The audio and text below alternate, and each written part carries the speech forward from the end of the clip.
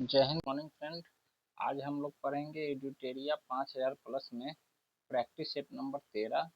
Practice set number 13 को हम लोग पूरे बढ़िया से पढ़ेंगे। इसके सभी क्वेश्चन और ऑप्शन के डिटेल को भी अच्छे से देखेंगे और हम लोग कोशिश करेंगे यहीं याद कर लेने का। एड्यूटेरिया बुक 5000 प्लस जो है यह क्वेश्चन बैंक है, जिससे क्वेश्चन आपको सभी एग्जाम में देखने को मिलेगा। तो चलिए देर न करते हुए हम लोग क्वेश्चन की ओर चलते हैं। स्क्रीन को थोड़ा बड़ा कर लेते हैं। अब चलिए हम लोग क्वेश्चन की ओर बढ़ते हैं। पहला क्वेश्चन है हमारा, निम्न में से कौन सदिश राशि नहीं है। देखिए दोस्तों, सदिश राशि वह राशि होती है जिसमें परिमाण और आपका दिशा दोनों रहता है। परिमाण और दिशा जिसमें दोनों रहता है वो हो गया आपका सदिश राशि। देखिए, चाल आपका सदिश राशि है? नहीं, चाल हमारा सदिश राशि नहीं है। और चाल प्रवणता हमारा सदिश राशि है दोस्तों, क्योंकि यह बता रहा है कि वेग में जो परिवर्तन हो रहा है उसको चाल प्रवणता कहते हैं। तो वेग आपका सदिश राशि हो गया, इसलिए चाल प्रवणता आपका सदिश हो जाएगा। तापमान और विद्युत धारा आपका सदिश नहीं है, यह अदिश है। अदिश राशि में आपको सिर्फ परिमाण होता है, दिशा नहीं होता है। चलिए दूसरा नंबर क्वेश्चन पे हम लोग ध्यान देते हैं। सेकंड नंबर क्वेश्चन है हमारा, प्रकाश संश्लेषण के माध्यम से कुल स्थिरीकृत कार्बन डाइऑक्साइड का लगभग आधा भाग पृथ्वी पर कौन स्थिरीकृत करता है। देखिए, इसका पहला ऑप्शन है टेरिडोफाइट, दूसरा है ब्रेयोफाइट, तीसरा है सवाल, चौथा है जिस्पोस्पर्म होगा। देखिए, इसका सही आंसर हो जाएगा शैवाल। शैवाल देखिए क्या होता है कि एक जलीय वातावरण में उत्पन्न होता है। यह पृथ्वी का प्रकाश संश्लेषण के माध्यम से होने वाले कुल कार्बन डाइऑक्साइड का जो स्थिरीकरण होता है, इसका 50% भाग यह अकेले करता है। इसलिए हमारा ये शैवाल हमारा सही आंसर हो जाएगा। शैवाल 50% भाग अकेले करता है, इसलिए शैवाल हमारा सही आंसर हो जाएगा। चलिए नेक्स्ट क्वेश्चन पे हम लोग चलते हैं। तीसरा नंबर क्वेश्चन है हमारा, रक्त शर्करा को नियंत्रित करने के लिए इंसुलिन का स्रवण निम्न में से किस ग्रंथि द्वारा होता है। पहला है लीवर, दूसरा है अग्नाशय, तीसरा है पिट्यूटरी ग्रंथि, चौथा है थाइमस ग्रंथि। देखिए, लीवर जो होता है मानव शरीर का सबसे बड़ा ग्रंथि होता है। इसका काम होता है कि पीतरस बनाना और विषाक्त पदार्थ को शरीर से बाहर करना होता है। अग्नाशय जो होता है वो मिश्रित ग्रंथि है, इसमें इंसुलिन हार्मोन स्रावित होता है और खून में ग्लूकोज के स्तर को कम करके शुगर को नियंत्रित करता है। इसलिए हमारा इंसुलिन वाला ये सही हो जाएगा, ऑप्शन बी। पिट्यूटरी ग्रंथि के बारे में जानते हैं, या मास्टर ग्रंथि होता है। और थाइमस ग्रंथि वह होता है जिसमें थाइमोसिन हार्मोन बनता है, जो शरीर को रोग प्रतिरोधक क्षमता बढ़ाता है। वो हो गया हमारा थाइमस ग्रंथि। चलिए नेक्स्ट क्वेश्चन में हम लोग देखते हैं। हमारा चौथा क्वेश्चन है, निम्नलिखित में से कौन सा डीएनए में नहीं पाया जाता है। डीएनए में कौन सा नहीं पाया जाता है? एडेनिन, थाइमिन, साइटोसिन या यूरासिल। तो इसका सही आंसर हो जाएगा हमारा यूरासिल। यह है जो आरएनए में पाया जाता है। यूरासिल जो है आरएनए में पाया जाता है, डीएनए में नहीं पाया जाता है। इसलिए ये हमारा राइट आंसर हो जाएगा, ऑप्शन डी। ऑप्शन डी हमारा राइट आंसर हो जाएगा। 5 नंबर क्वेश्चन में हम लोग आते हैं, इनमें से किसकी उपस्थिति के कारण मानव रक्त का रंग लाल होता है। पहला ऑप्शन है हीमोग्लोबिन, दूसरा है डब्ल्यूबीसी, चौथा है प्लेटलेट्स, तीसरा है प्लेटलेट्स, चौथा है सीरम। देखिए, डब्ल्यूबीसी हो गया रेड वाइट ब्लड सेल जिसको बोलते हैं, डब्ल्यूबीसी हो गया वो। तो डब्ल्यूबीसी का काम क्या है? ये शरीर को संक्रमण और बीमारियों से बचाता है, इम्यूनिटी बढ़ाता है ये। प्लेटलेट्स जो होता है इसका काम होता है कि चोट लगने पर खून को थक्का जमाना, इसका काम होता है। सामान्यतः प्लेटलेट्स जो होती है वो 1.5 लाख से करीब करीब 4.5 लाख के बीच में होती है। डेंगू में यही प्लेटलेट्स घटने लगता है। सीरम जो होता है रक्त में हल्के पीले रंग के तरल को सीरम कहते हैं हम लोग। इसका सही आंसर हो जाएगा हीमोग्लोबिन, जिसको आरबीसी बोलते हैं, रेड ब्लड सेल। तो हमारा सही आंसर हो जाएगा ऑप्शन ए। 6 नंबर क्वेश्चन में हम लोग चलते हैं। सिंधु घाटी सभ्यता के अंतर्गत प्राप्त लिपि लिखी जाती थी दाएं से बाएं, बाएं से दाएं, पहली पंक्ति दाएं से बाएं व दूसरी पंक्ति में बाएं से दाएं, या ऑप्शन डी में पहली पंक्ति बाएं से दाएं और दूसरी पंक्ति दाएं से बाएं होती थी। तो इसका सही आंसर हो जाएगा पहली पंक्ति दाएं से बाएं और दूसरी पंक्ति को बाएं से दाएं लिखते थे। यानी कि पहली पंक्ति को वो लिखा जाता था दाएं से बाएं, यानी इधर से इधर की ओर लिखा जाता था, और फिर दूसरा पंक्ति इधर से इधर लिखा जाता था। इस तरह से लिखा जाता था। इसको हम लोग स्ट्रोफिडन भी कहते थे। इस तरह से लिखावट को स्ट्रोफिडन भी कहा जाता था।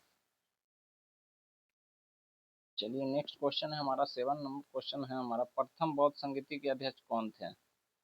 देखिए इसमें तो पेन से लिखा हुआ है, तो महाकश्यप जो थे वो प्रथम बौद्ध संगीति के थे। हमारा सी आंसर राइट हो जाएगा, महाकश्यप।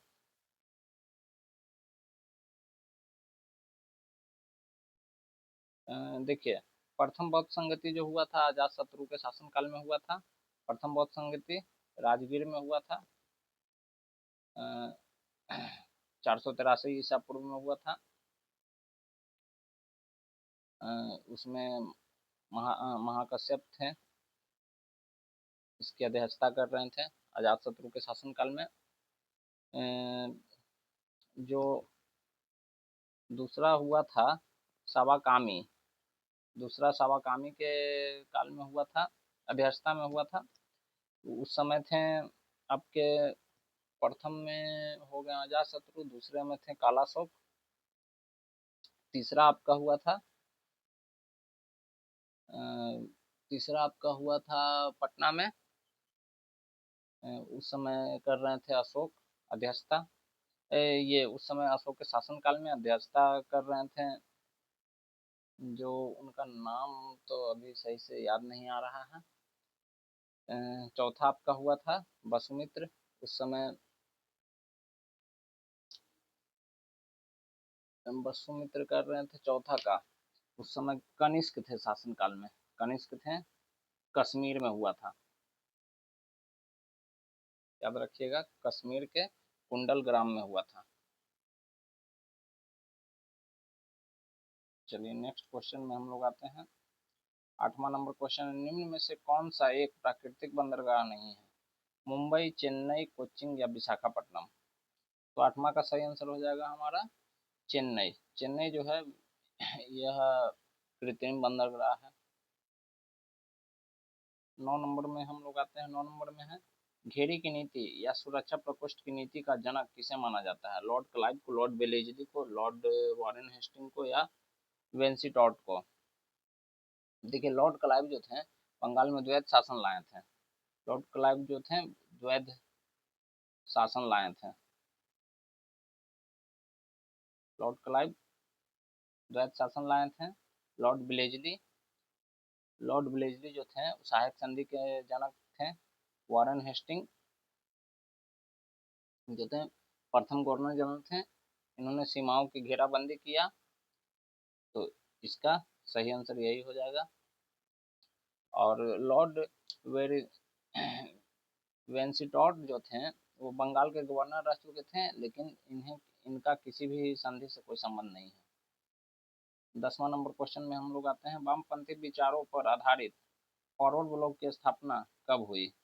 1937, 1938, 1939 या 1941? तो इसका सही आंसर हो जाएगा 1939 में।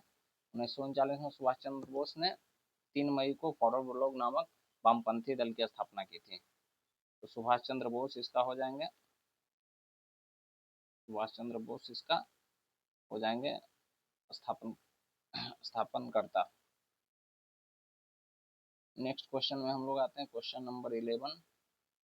इसको हम लोग देखते हैं 11 में क्या है। विश्व में मछली उत्पादन की दृष्टि से महत्वपूर्ण ग्रांड बैंक निम्नलिखित में से किस क्षेत्र में स्थित है? अटलांटिक महासागर का उत्तरी पूर्वी भाग, अटलांटिक महासागर का उत्तरी पश्चिमी क्षेत्र, प्रशांत महासागर का उत्तरी पश्चिमी क्षेत्र, या प्रशांत महासागर का उत्तरी पूर्वी क्षेत्र। देखिए दोस्तों, इसका सही आंसर हो जाएगा अटलांटिक महासागर का उत्तरी पश्चिमी क्षेत्र हो जाएगा, जो अमेरिका और कनाडा के न्यू फॉकलैंड के पास स्थित है। इसका सही आंसर हो जाएगा हमारा ऑप्शन बी। चलिए 12 नंबर क्वेश्चन में हम लोग आते हैं। 12 नंबर क्वेश्चन क्या कहता है? मिलान करना है, 12 नंबर में मिलान करना है। कैटेगरी जो है वो न्यूजीलैंड से होगा, घास का मैदान है, तो ये न्यूजीलैंड हो जाएगा इसका। पुछताछ, पुछताछ हंगरी हो जाएगा, पुछताछ हंगरी हो जाएगा। वेल्ड आपका हो जाएगा दक्षिण अफ्रीका, वेल्ड पंपास आपका अर्जेंटीना हो जाएगा। कभी कभी अर्जेंटीना ना रह के दक्षिण अमेरिका रहेगा। तो ये आपका सही मिलान हो गया, 1 का 3, 1 का 3 सिर्फ बी में है, तो आपका 12 का सही आंसर हो जाएगा ऑप्शन बी। चलिए 13 नंबर क्वेश्चन में हम लोग आते हैं। 13 नंबर क्वेश्चन क्या कहता है? वंदे मातरम किस राष्ट्रीय आंदोलन का मुख्य गीत था? देखिए, सविनय अवज्ञा आंदोलन, सविनय अवज्ञा आंदोलन 1930 में हुआ था, या 1930 में हुआ था। इस समय जो गीत आया था वो था रघुपति राघव राजाराम, महात्मा गांधी के द्वारा जो लिखा गया था। भारत छोड़ो आंदोलन 1942 में आया, 1942 में आया, करो या मरो का नारा इसमें दिया गया था। असहयोग आंदोलन, असहयोग आंदोलन के समय ही वंदे मातरम जो गीत है वह गाया गया था। उस असहयोग आंदोलन 1920 में हुआ था, जो जलियांवाला बाग और रॉलेट एक्ट के विरोध में हुआ था। स्वदेशी आंदोलन, सॉरी, स्वदेशी आंदोलन में ही वंदे मातरम हुआ था। असहयोग आंदोलन जो हुआ था वो रॉलेट एक्ट और जलियांवाला कांड जो हुआ था 1919 में, उसके विरोध में हुआ था।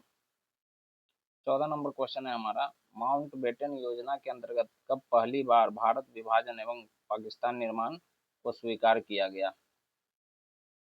माउंटबेटन के द्वारा, माउंटबेटन योजना के अंतर्गत कब पहली बार भारत विभाजन एवं पाकिस्तान निर्माण को स्वीकार किया गया? तो 14 का हमारा ऑप्शन हो जाएगा बी, 3 जून 1947 को भारत के अंतिम वायसराय लॉर्ड माउंटबेटन ने 3 जून 1947 को कांग्रेस और मुस्लिम लीग विभाजन को स्वीकार किया था। 15 नंबर क्वेश्चन में हम लोग आते हैं। 15 नंबर क्वेश्चन है हमारा, निम्नलिखित में से कौन संसद के किसी भी सदन का सदस्य नहीं होता है और न ही वह संसद में बैठता है, लेकिन वह संसद का अभिन्न अंग होता है?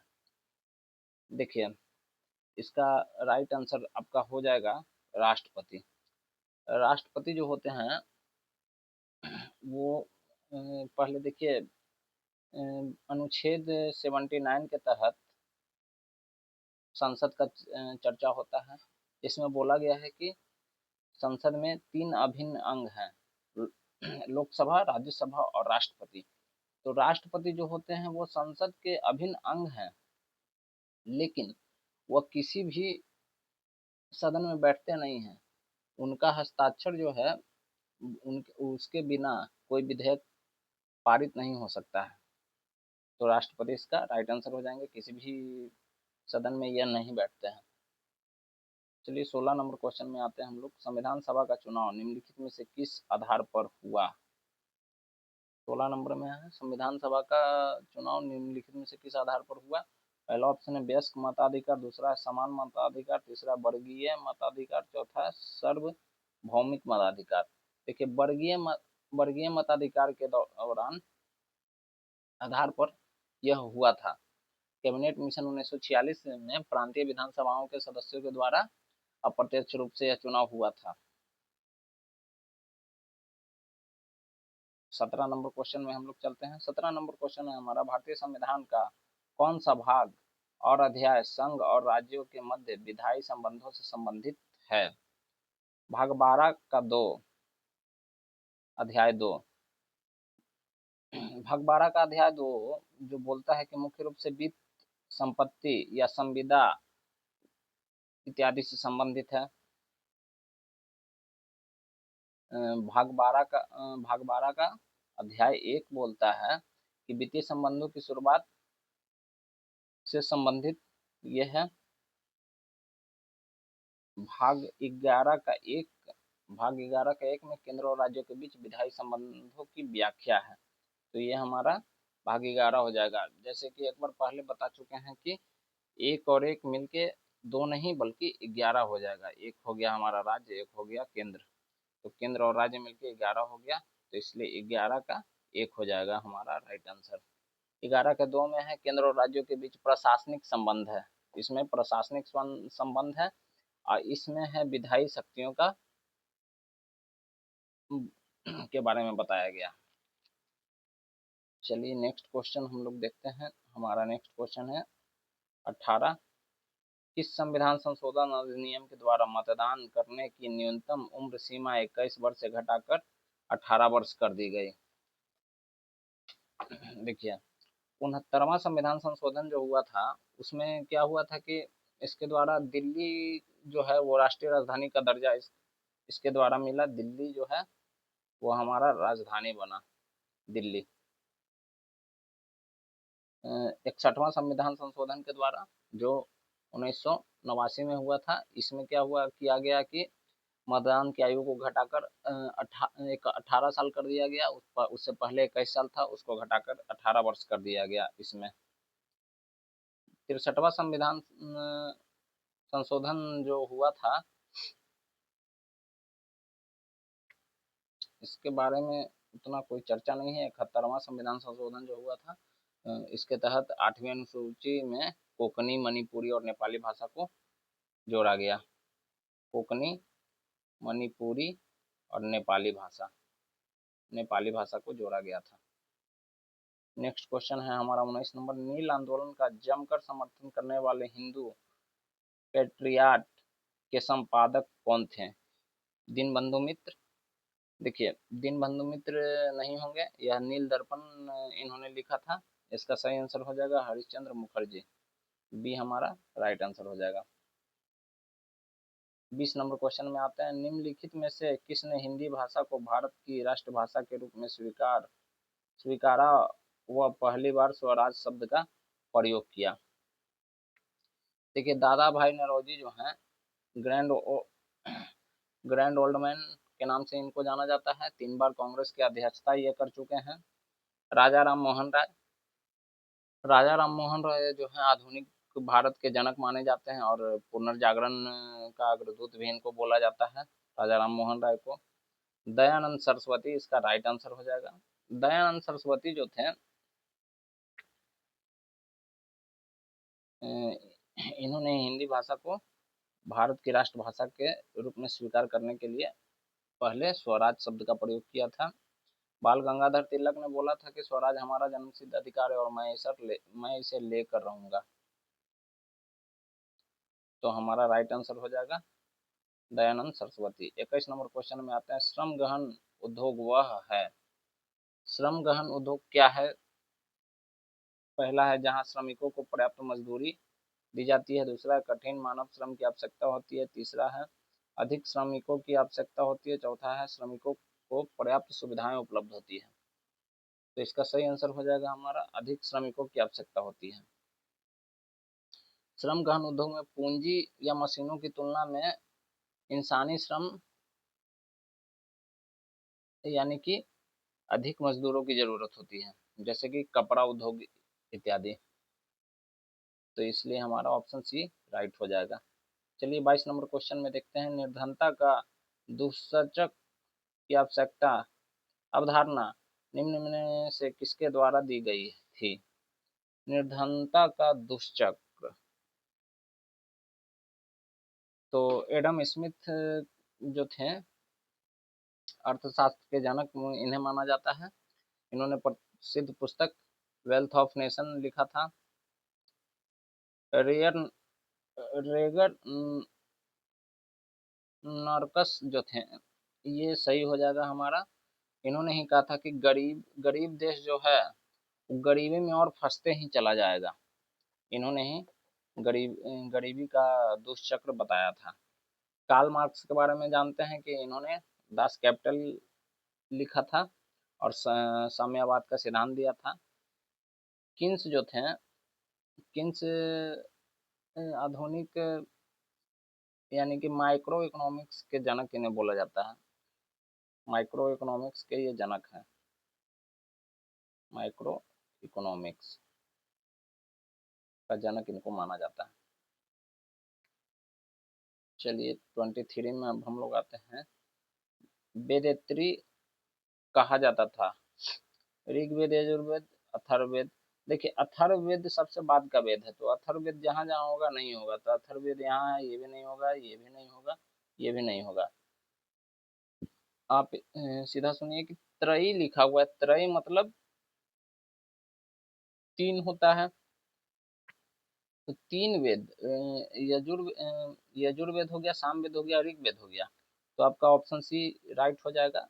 ऋग्वेद, सामवेद, यजुर्वेद। अथर्ववेद नहीं होगा, क्योंकि अथर्ववेद जो है वो सबसे बाद का वेद है और इसमें जादू टोना यज्ञ ये सब के बारे में चर्चा है, तो इसलिए इसको अलग रखा गया है, वेदेत्री समूह में नहीं रखा गया है। नेक्स्ट क्वेश्चन है हमारा 24 नंबर, मुद्रास्फीति तथा बेरोजगारी के संबंधों को दर्शाता है कौन सा चक्र? फिलिप्स चक्र, फिलिप्स वक्र, या लॉरेंस वक्र, लाफर वक्र, या कुजेंट्स वक्र। इसका सही हो जाएगा फिलिप्स वक्र। यह फिलिप्स वक्र बताता है कि जब बेरोजगारी कम होती है तो महंगाई यानी कि मुद्रास्फीति बढ़ती है। तो हमारा ए ऑप्शन सही हो जाएगा। 25 नंबर में देखते हैं, बुग्याल तथा प्यार घास के मैदान किस प्रदेश में पाए जाते हैं? इसका सही आंसर हो जाएगा उत्तराखंड। उत्तराखंड इसका सही आंसर हो जाएगा। देखिए उत्तराखंड में जो होता है, हिमालय की ऊंची चोटी पर पाए जाने वाले मखमली घास के मैदान जो होते हैं वो पाए जाते हैं, जिसे बुग्याल कहा जाता है। तो बुग्याल मखमली घास के मैदान है जो हिमालय की ऊंची चोटियों पर पाया जाता है। जम्मू कश्मीर में जो घास पाया जाता है उसे अल्पाइन कहते हैं, और उस घास के मैदान को बोला जाता है मर्ग। जैसे गुलमर्ग हो गया, सोनमर्ग हो गया, तो ये सब जम्मू कश्मीर में आते हैं। असम के जो घास पाए जाते हैं वो उष्णकटिबंधीय घास पाए जाते हैं। चलिए नेक्स्ट क्वेश्चन में हम लोग चलते हैं। अब 26 नंबर क्वेश्चन में अब हम लोग आते हैं, जलवायु परिवर्तन का क्या कारण है? जलवायु परिवर्तन का कारण ग्रीन हाउस है, ओजोन का क्षरण है, या प्रदूषण है, या सभी है? तो इसका सही आंसर हो जाएगा सभी हो जाएगा। देखिए ग्रीन हाउस गैस होते हैं जो कार्बन डाइऑक्साइड और मीथेन जैसी गर्म गैस होती है। इससे पर्यावरण में और गर्मी बढ़ता है, जिससे जलवायु परिवर्तन होता है। प्रदूषण, प्रदूषण तो आपका जलवायु परिवर्तन का बहुत बड़ा घटक है। प्रदूषण के कारण भी मौसम में गर्मी उत्पन्न होता है और बेमौसम बेमौसम सब कुछ होने लगता है। मौसम को बहुत ज़्यादा प्रभावित करता है ये मौसम चक्रों को। ओजोन परत का क्षय, ओजोन परत के क्षय के कारण यूवी रे जो है वो पृथ्वी तक आ जाती है, जिससे गर्मी ज़्यादा बढ़ जाती है। इसलिए सभी हो जाएगा हमारा। नेक्स्ट क्वेश्चन 27 में आते हैं, निम्नलिखित में से कौन प्रत्यक्ष कर है? 27 का है। इसका देखते हैं, व्यक्तिगत कर, निगम कर, सीमा शुल्क, या सेवा कर। देखिए प्रत्यक्ष कर वैसा कर होता है जो सीधे उसी व्यक्ति या कंपनी को लगाया जाता है जो उसे चुकाता है। और अप्रत्यक्ष कर में सीमा शुल्क हो गया, सेवा कर हो गया, जीएसटी हो गया, ये सब होता है जो अंतिम उपभोक्ता से लिया जाता है। तो सीमा शुल्क और सेवा कर ये आपका अप्रत्यक्ष कर हो जाएगा। तो 1 और 2 हमारा राइट हो जाएगा। 1 और 2 आपका किस में है? बी नंबर में है। बी आपका सही आंसर हो जाएगा। नेक्स्ट क्वेश्चन में हम आते हैं 28 में। पारिस्थितिकी शब्द किसने दिया था?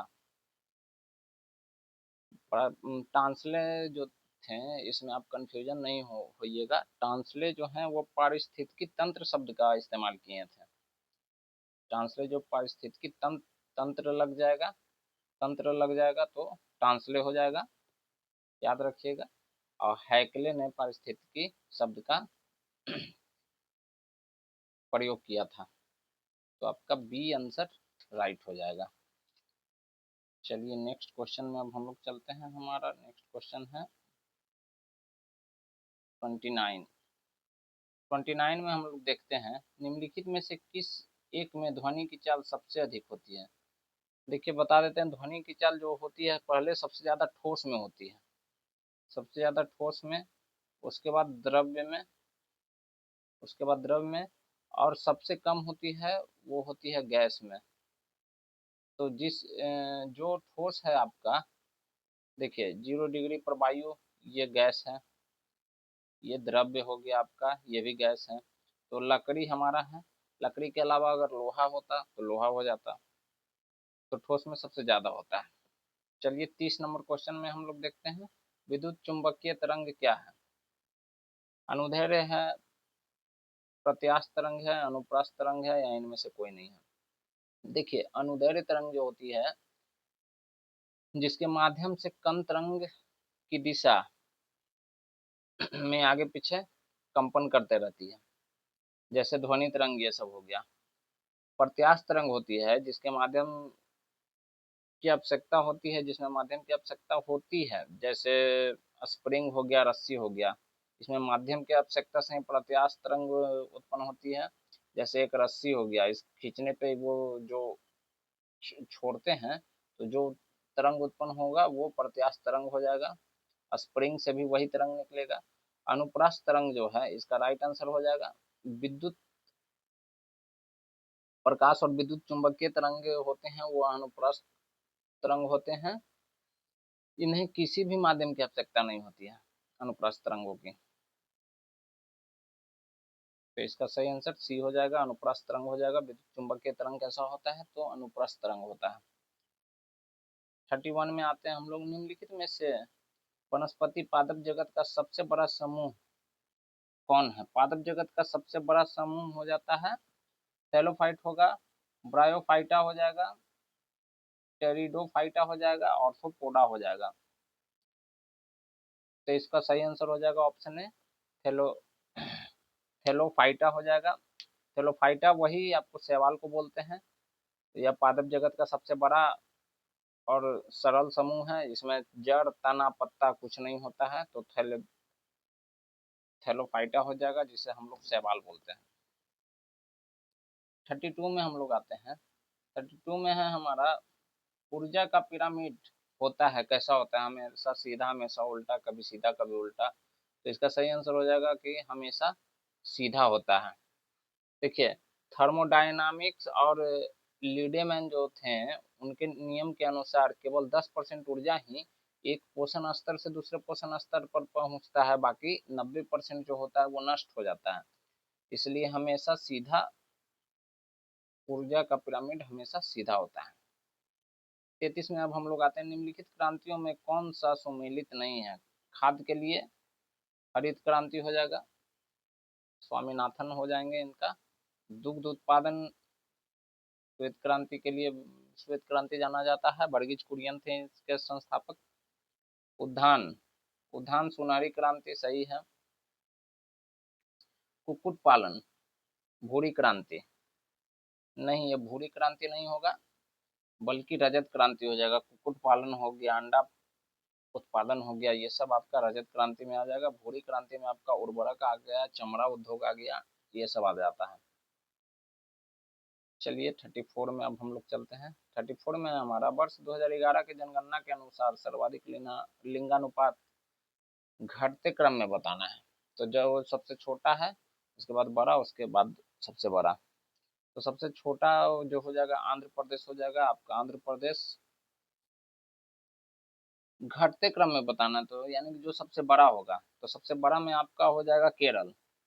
ऑप्शन बी में हो जाएगा केरल, तमिलनाडु और आंध्र प्रदेश। देखिए केरल का जो है वो लिंगानुपात आपका सबसे ज्यादा है पूरा भारत में, 1084 है केरला का।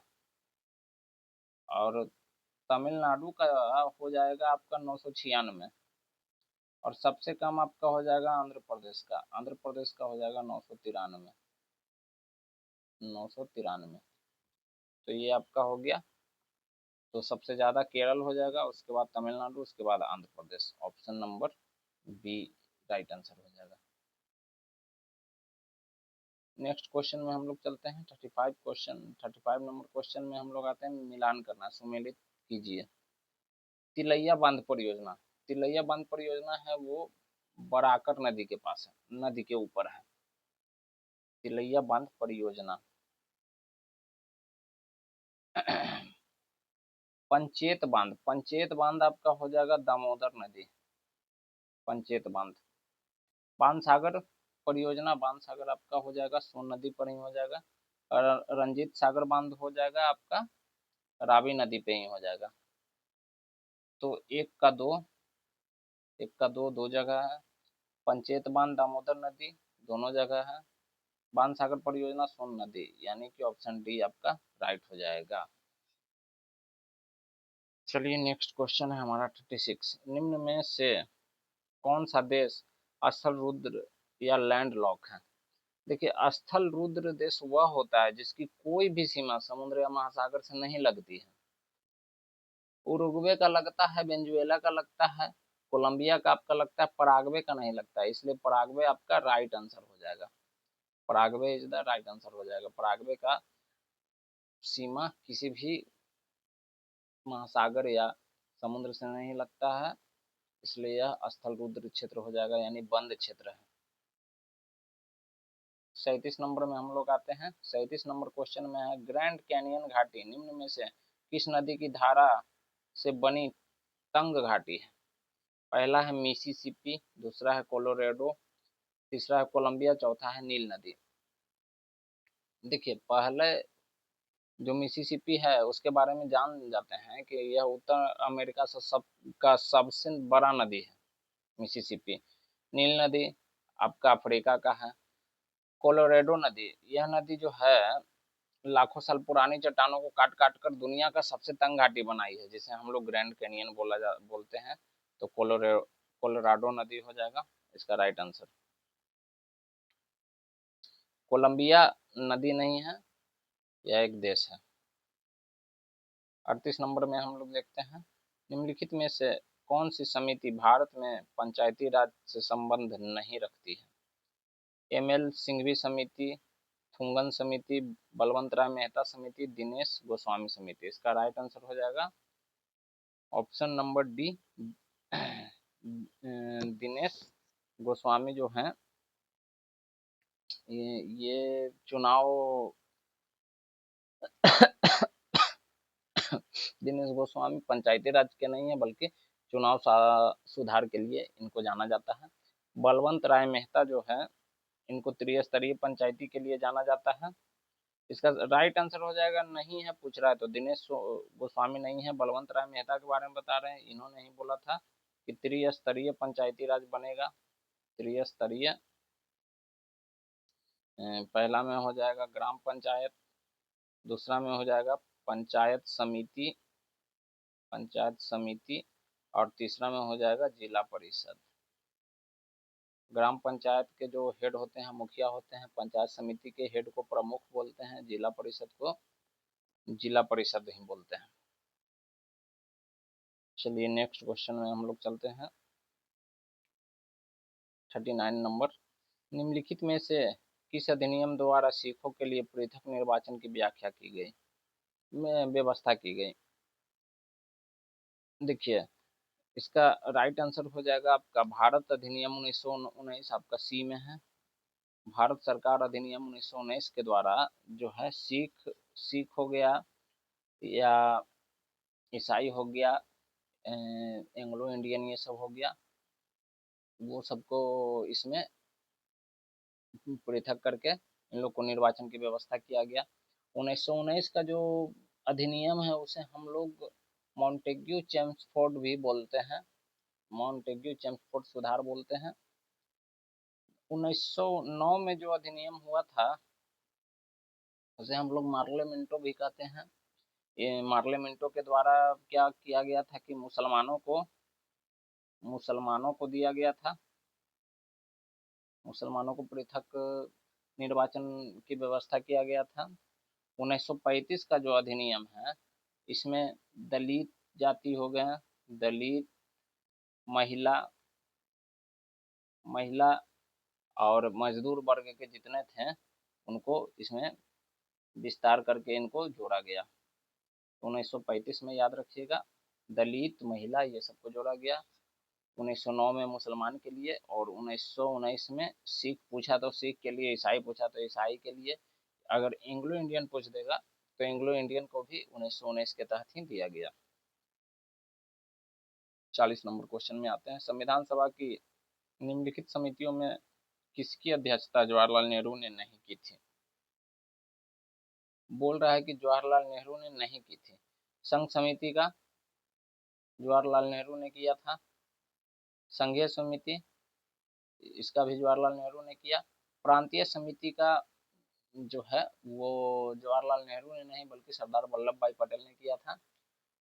बाकी सभी समिति में ये प्रारूप संविधान की जांच के लिए विशेष समिति, देखिए प्रारूप समिति के जो थे उसमें अम्बेडकर अध्यक्षता किए थे, लेकिन प्रारूप समिति संविधान की जांच के लिए जो हुआ था उसमें जवाहरलाल नेहरू भी थे।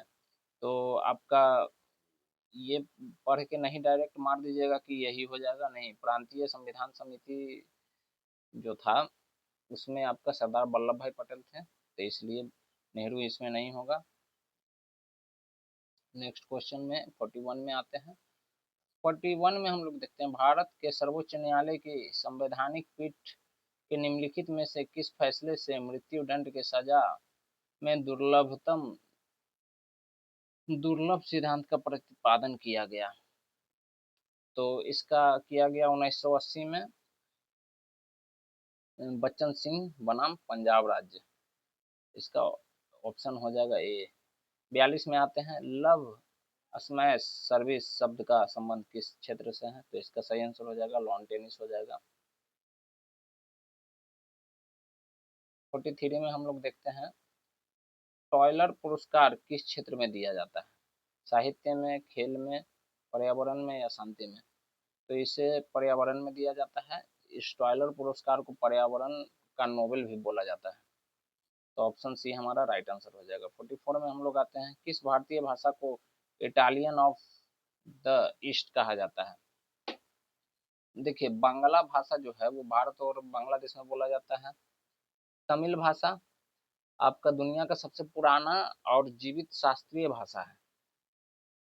तेलुगु भाषा का इसका राइट आंसर हो जाएगा। तेलुगु भाषा जो है इसको ईस्ट इटालियन ऑफ ईस्ट इसलिए बोला गया क्योंकि दुनिया का क्योंकि 15वीं शताब्दी में जो इटली के यात्री निकोलस कांटी आए थे तो उन्होंने तेलुगु भाषा के जो स्वरों को पकड़ा, तो उन्होंने समझा कि इनका भी शब्द का अंत वहीं होता है जहाँ इटालियन भाषा का होता है, स्वर से ही होता है, इटालियन का भी स्वर से होता है, तो इसलिए इन्होंने इटालियन ऑफ द ईस्ट बोला तेलुगु भाषा को। नेक्स्ट क्वेश्चन में हम लोग देखते हैं 45 में, सारनाथ के धार्मिक स्तूप का निर्माण किस काल में हुआ? तो धार्मिक स्तूप का निर्माण मौर्य काल में हुआ आपका। उस समय आपके वही महान सम्राट महान थे, अशोक सम्राट महान थे, इन्होंने ही करवाया था। 46 में हम लोग चलते हैं। 46 में है, चंद्रगुप्त की बंगाल पर विजय किस अभिलेख से संबंधित है? तो इसका सही आंसर हो जाएगा दोस्तों महास्थान ऑप्शन सी इसका सही आंसर हो जाएगा। महास्थान बांग्ला के बोगरा जिला में मिला, जो ब्राह्मणी शिलालेख है, इसलिए महास्थान हो जाएगा। 47 में आते हैं, चोल एक तमिल राजवंश है जिसकी राजकीय चिन्ह क्या थी। देखिए धनुष, धनुष जो था वो संगम वंश का था। संगम कालीन, कट रहा है थोड़ा सा, संगम कालीन चेल चेर राजवंश का था धनुष। बाघ जो था वो चोल वंश का था, तो इसका सही आंसर हो जाएगा बाघ। तीसरा है मछली, मछली जो था, मछली वो पांड्य वंश का था, पांड्य वंश का था। और नाव जो है, नाव आपका हो जाएगा चोलो, चोलो के पास जो था कि नाव, नाव नौसेना जो था वो सबसे अधिक था, उसमें वो बहुत स्ट्रांग थे, बहुत मजबूत थे, इसलिए उन्होंने अपना राजकीय चिन्ह नाव को ही रख लिया। चलिए नेक्स्ट क्वेश्चन में हम लोग देखते हैं 48। 48 में एलोरा की गुफाओं का संबंध किस धर्म से है। बौद्ध धर्म, जैन धर्म, हिंदू धर्म। देखिए इसका सभी हो जाएगा, ऑप्शन सी हो जाएगा, इसका सभी हो जाएगा। महाराष्ट्र के जो औरंगाबाद में एलोरा गुफा है उसमें कुल 34 गुफा है, कुल 34 गुफा है, जिसमें 1 से 12 गुफा जो है वो बौद्ध के लिए है, बौद्ध के लिए 1 से 12 गुफा। 13 से लेके 29 नंबर तक जो गुफा है, 13 से 29 जो गुफा है वो हिंदू के लिए है, हिंदू के लिए है। इसमें इसमें ही 16 नंबर जो गुफा हो गया, 16 नंबर गुफा है वो कैलाश मंदिर है, 16 नंबर गुफा आपका कैलाश मंदिर हो जाएगा। और बाकी जो गुफा बच गया 30 से, यानी 34 बच गया, 30 से 34 जो बच गया वो आपका जैन के लिए, तो इसका सही आंसर हो जाएगा, इसका सही आंसर हो जाएगा आपका ऑप्शन 1 2 3 सभी। गांधी के नाम से पहले महात्मा जोड़ा गया, कब जोड़ा गया जो पूछ रहा है। देखिए चंपारण, चंपारण सत्याग्रह के दौरान, ये तो सही आंसर हो जाएगा, चंपारण सत्याग्रह के दौरान ही जोड़ा गया। चंपारण सत्याग्रह कब हुआ दोस्तों, ये भी रिवीजन करते चलेंगे। चंपारण 1917 में हुआ था। रॉलेट एक्ट, तीन कठिया प्रणाली के तहत के विरोध में ये हुआ था। तीन कठिया प्रणाली वो प्रणाली है जिसमें बोला गया था कि तीन, 1 बीघा जो जमीन होता है उसमें 3 कट्ठा आपको रोपना है नील। नील रोपने से क्या होता था कि जमीन का उर्वरक क्षमता घट जाता था। रॉलेट एक्ट आपको 1919 में हुआ। अमृतसर अधिवेशन 1919 में ही हुआ था। खिलाफत आंदोलन 1919-20 में हुआ था, 1919-20, 19 और 20 में हुआ था। चलिए नेक्स्ट क्वेश्चन हम लोग देखते हैं, हमारा 50वां नंबर क्वेश्चन है। भारत में मुस्लिम शासन को किस शासक ने आरंभ किया था। पहला है कुतुबुद्दीन ऐबक, दूसरा है इल्तुतमिश, तीसरा है आराम शाह, चौथा है मोहम्मद गौरी। इसका राइट हो जाएगा मोहम्मद गौरी। देखिए मोहम्मद गौरी जो था उसका गुलाम था कुतुबुद्दीन ऐबक। ऐबक जो था वो गौरी का गुलाम था, गौरी का गुलाम था ऐबक। ऐबक का गुलाम हुआ इल्तुतमिश, ऐबक का गुलाम इल्तुतमिश हुआ। मोहम्मद गौरी के बारे में एक चीज और जानते हैं हम लोग कि तराइन का जो दूसरा युद्ध हुआ था 1992 में, उस युद्ध में इन्होंने पृथ्वीराज चौहान को हराया था, पृथ्वीराज चौहान को मोहम्मद गौरी ने हराया था। चलिए ये हमारा 50 क्वेश्चन कंप्लीट हुआ। कहीं कहीं पे बोलने में कुछ मिस्टेक हुआ हो दोस्तों तो उसके लिए माफ़ी मांगता हूँ। आप ये वीडियो अपने दोस्त यार सभी के पास शेयर कीजिएगा, और अच्छा से वीडियो बनाने का कोशिश करता रहूँगा। आप लोगों के पास सारा एडिटेरिया 5000 प्लस का जितना सेट है सभी का मैं डिस्कशन के साथ लाऊंगा। चलिए थोड़ा सा स्मरणीय तथ्य देख लेते हैं। गजनी साम्राज्य के संस्थापक जो थे अल्प अल्पतगिन इनको बोला जाता है, वो थे। मोहम्मद गजनी सुल्तान की उपाधि धारण करने वाला पहला शासक था। मोहम्मद गजनी के दरबार में अल-बरूनी, फिरदौसी, फारूकी एवं उतबी रहते थे। ये सब इतिहासकार थे। गजनी ने 17 बार आक्रमण किया था भारत पे। 17 बार आक्रमण किया था। इसने पहला आक्रमण 1000 में तथा अंतिम 1027 में किया था। सोमनाथ मंदिर को इसने लूटा था 1025 में।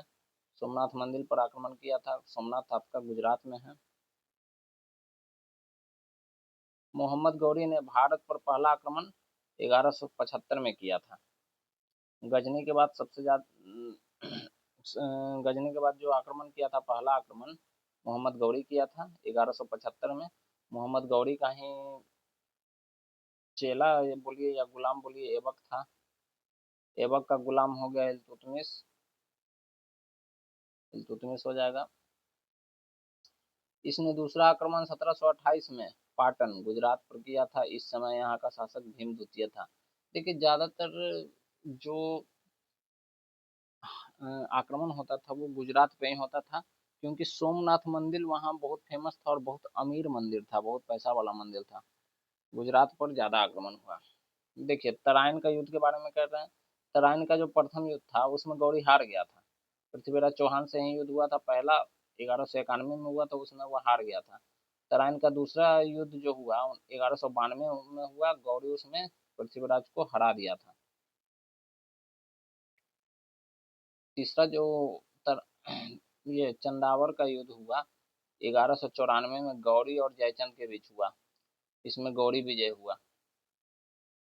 एक बार भारत में आ जाने के बाद जल्दी कोई शासक जाता नहीं है। अब देखिए अभिलेख के बारे में थोड़ा सा। हाथी गुफा अभिलेख कलिंग नरेश खारवेल के लिए जाना जाता है। इसमें कुछ कुछ अभिलेख आपको बहुत इंपॉर्टेंट है, जैसे हाथी गुफा अभिलेख, जूनागढ़ अभिलेख, एहोल अभिलेख, मंदसौर अभिलेख याद कर लीजिएगा, नहीं भी कीजिएगा तो चलेगा। नासिक भितरी अभिलेख, भितरी अभिलेख जो है स्कंदगुप्त। नासिक अभिलेख गौतमी बल्लभी। मंदसौर अभिलेख उतना इंपॉर्टेंट नहीं है, फिर भी याद कर लीजिएगा, नरेश यशोवर्मन। एहोल अभिलेख बहुत इंपॉर्टेंट है। एहोल अभिलेख आपका, हाथी गुफा अभिलेख, एहोल अभिलेख तो बहुत ज्यादा इंपॉर्टेंट है। कलिंग नरेश खारवेल, हाथी गुफा अभिलेख। जूनागढ़ अभिलेख रुद्रामन, ये भी इंपॉर्टेंट है। जूनागढ़ अभिलेख रुद्रा रुद्र दामन हो जाएगा। एहोल अभिलेख का आपका पुलकेशिन द्वितीय हो जाएगा। मंदसौर अभिलेख नरेश यशोवर्मन। नासिक अभिलेख गौतमी बल्लभी। और भीतरी अभिलेख स्कंदगुप्त। ये आपका 4 अभिलेख इसमें बहुत इंपॉर्टेंट है। हाथी गुफा, जूनागढ़, एहोल अभिलेख और भीतरी अभिलेख। हाथी गुफा अभिलेख आपका एक बार और रिकॉल कर देता हूँ। हाथी गुफा अभिलेख हो जाएगा कलिंग नरेश खारवेल, खारवेल ही सिर्फ बोल सकते हैं। जूनागढ़ अभिलेख रुद्रामन। एहोल अभिलेख पुलकेशिन द्वितीय और भीतरी अभिलेख स्कंदगुप्त। ये था दोस्तों आज का हमारा प्रैक्टिस सेट नंबर 13। उम्मीद है आपको ये अच्छा लगा होगा। अच्छा लगा होगा तो एक लाइक और सब्सक्राइब कर दीजिएगा दोस्तों। जो नहीं किए हैं वो प्लीज़ सब्सक्राइब कर दीजिएगा। अपने दोस्त यार को भी शेयर कीजिएगा। वीडियो अच्छा लगा तो आपको कोशिश करूँगा कि और अच्छा से पढ़ाने का कोशिश करूँ, और कहीं पे कुछ मिस्टेक हो गया होगा उसके लिए सॉरी। मैंने पूरा कोशिश किया आप लोग को समझाने का। वीडियो अच्छा लगा हो तो लाइक शेयर कमेंट जरूर करें। तब तक के लिए मिलते हैं नेक्स्ट क्वेश्चन सेट में। नेक्स्ट क्वेश्चन सेट हमारा 14 होगा। 14 को भी हम लोग बढ़िया से डिस्कस करेंगे। तब तक के लिए जय हिंद, वंदे।